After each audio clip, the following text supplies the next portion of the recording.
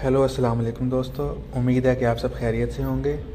जैसा कि आप देख रहे हैं दोस्तों, मैं इस टाइम मौजूद हूँ जर्मनी के एक मशहूर सिटी कोलोन में।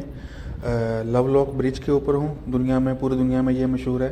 और यहाँ पे आप लाखों की तादाद में ये ताले देख रहे हैं, लॉक देख रहे हैं। इसको लवलॉक ब्रिज कहते हैं। इस ब्रिज के बारे में और पूरे सिटी के बारे में वीडियो तो मैं इंशाल्लाह 1-2 दिन के बाद अपलोड कर दूँगा। तो आज के वीडियो का मकसद है कि बहुत ही इम्पोर्टेंट मैं आपके लिए इन्फॉर्मेशन लेके आया हूँ। कुछ दोस्त जो हैं वो काफ़ी दिनों से पूछ रहे थे पोलैंड के बारे में। यूट्यूब पे, टिकटॉक पे, इंस्टाग्राम पे काफ़ी लोगों ने जो है वो इन्फॉर्मेशन के लिए कमेंट्स किए हैं। फॉर एग्ज़ाम्पल, पोलैंड के वीज़ा के बारे में बताइए, पोलैंड के वर्क वीज़ा के बारे में बताइए, क्या पोलैंड वर्क परमिट देता है, पोलैंड जाना ठीक है या नहीं, क्या पाकिस्तानी पोलैंड जा सकते हैं, और पोलैंड इमिग्रेशन के बारे में बताइए, एक्सेट्रा एक्सेट्रा। सो आज मैं आप सबके साथ पोलैंड के बारे में ये सब बातें शेयर करूँगा। वीडियो को एंड तक देखिए ताकि आपको आपके सवालों के जवाब मिल सकें। तो चलते हैं आज के टॉपिक की तरफ। नए आने वालों से गुजारिश है कि लेटेस्ट वीडियो के लिए चैनल को सब्सक्राइब लाजमी करें। दोस्तों, सबसे पहले मैं आपको बता दूँ कि पोलैंड की यूरोपियन कंट्री है और यूरोपियन यूनियन का मेंबर होने के साथ साथ शेंजन जोन में भी आता है। सो इसको शेंजन कंट्री भी कहा जा सकता है। यहाँ पे हमारे पाकिस्तान में जो है वो ऐसे इसको कहा जाता है। यहाँ पर बोले जाने वाली मेन लैंग्वेज जो है वो पोलिश है। पोलैंड की मेन लैंग्वेज पोलिश है। जर्मनी, चेक रिपब्लिक, स्लोवाकिया, यूक्रेन, बेलारूस और लिथुआनिया जो है वो इसके नेबर कंट्रीज़ हैं, हमसाया ममालिक हैं। और एक साइड पे इसके बाल्टिक सी भी है। मैंने अपने उन दोस्तों से इन्फॉर्मेशन इकट्ठी की है जिनमें से कुछ पोलैंड में रह रहे हैं और बाकी वो हैं जिन्होंने पोलैंड के वर्क वीज़ा के लिए अप्लाई किया हुआ है, पाकिस्तान से अप्लाई किया हुआ है। दोस्तों, ये बात हकीकत है कि पाकिस्तान में कुछ रजिस्टर्ड ओवरसीज़ एम्प्लॉयमेंट प्रमोटर्स के पास पोलैंड के वर्क वीज़ा आए थे। यानी कि जो एजेंट्स हैं उनके पास जो है वो वीज़ा आए थे, जो ऑथेंटिक एजेंट्स हैं। और बहुत सारे लोग पोलैंड चले गए हैं और बहुत सारे अभी बाकी हैं। इन वीज़ा में heavy truck driver, warehouse workers और इसके अलावा वेल्डिंग वगैरह के जो है वो वीज़ा शामिल थे। जो खुशकिस्मत थे वो जब कोरोना ख़त्म हुआ या कोरोना के दिनों में वो चले गए थे पोलैंड, वो वहाँ पे काम कर रहे हैं और कुछ है वहाँ से जर्मनी वगैरह में आगे मूव कर गए हैं। बहुत ही कम लोग हैं जो कि काफ़ी लंबे अरसे तक पोलैंड में टिके रहते हैं, निकल जाते हैं आगे। अच्छा, तो अभी ये है कि अब सवाल ये है कि इन सब भाइयों को इतना टाइम क्यों लग रहा है, क्योंकि यहाँ पे जितने भी पाकिस्तान में इस टाइम जिन्होंने अप्लाई किया उनको तकरीबन 1-1 साल हो गया। उनका वीज़ा जो है वो मतलब परमिट्स आ जाते हैं तो वीज़ा नहीं लगता या क्या चक्कर है, उसके बारे में आपको बता रहा हूँ कि सवाल ये है कि इन सब भाइयों को जो है वो इतना टाइम क्यों लग रहा है, इतना जाने में क्यों टाइम लग रहा है, क्या मुश्किलात हैं पोलैंड के वीज़ा हासिल करने में। तो जैसा कि मैं आपको बताया कि पोलैंड के साथ यूक्रेन का बॉर्डर लगता है और 2022 में यूक्रेन और रशिया की वार शुरू हो गई थी, जैसा कि पूरी दुनिया जानती है।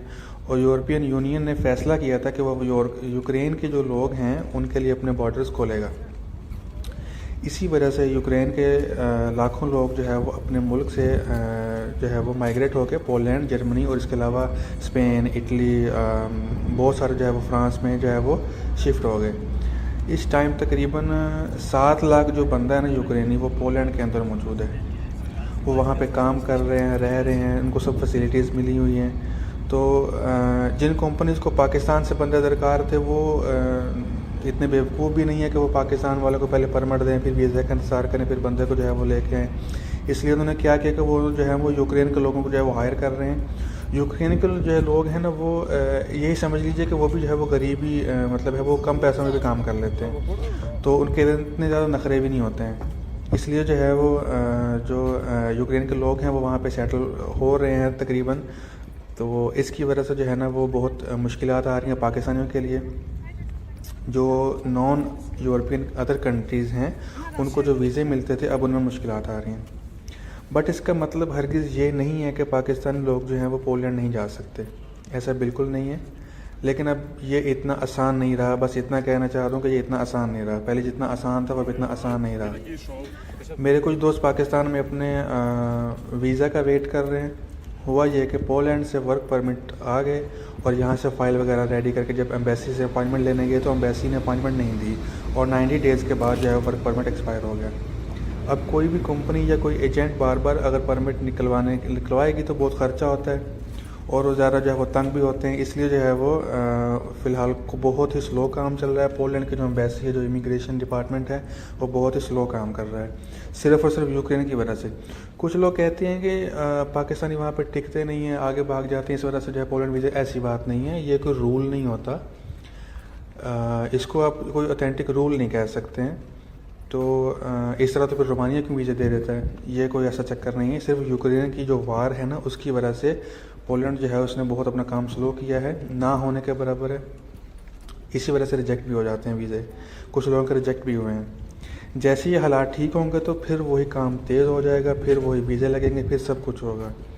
आप यही समझ लें कि जैसे इटली की एम्बेसी अपॉइंटमेंट नहीं देती और ऐसे जो है वो स्टूडेंट्स वगैरह भी और दूसरे लोग भी जलील होते हैं, यही सेम हाल इस टाइम पोलैंड की एम्बेसी का है।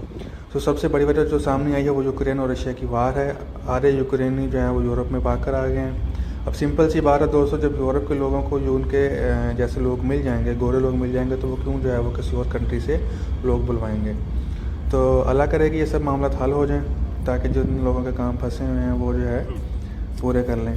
रही पोलैंड की सैलरी की बात, तो सैलरी वाकई वहाँ पे थोड़ी है, 700 800 900 हज़ार यूरो जो है वो नॉर्मल मिलता है, इससे ज़्यादा नहीं मिलता किसी वर्कर को। जो मतलब कि वेयर हाउस वर्कर्स होते हैं, लेबर वगैरह, उनकी बात कर रहा हूँ मैं। और किसी भी कंट्री जाने सबसे ज़्यादा इंपॉर्टेंट चीज़ वो ज़ुबान होती है।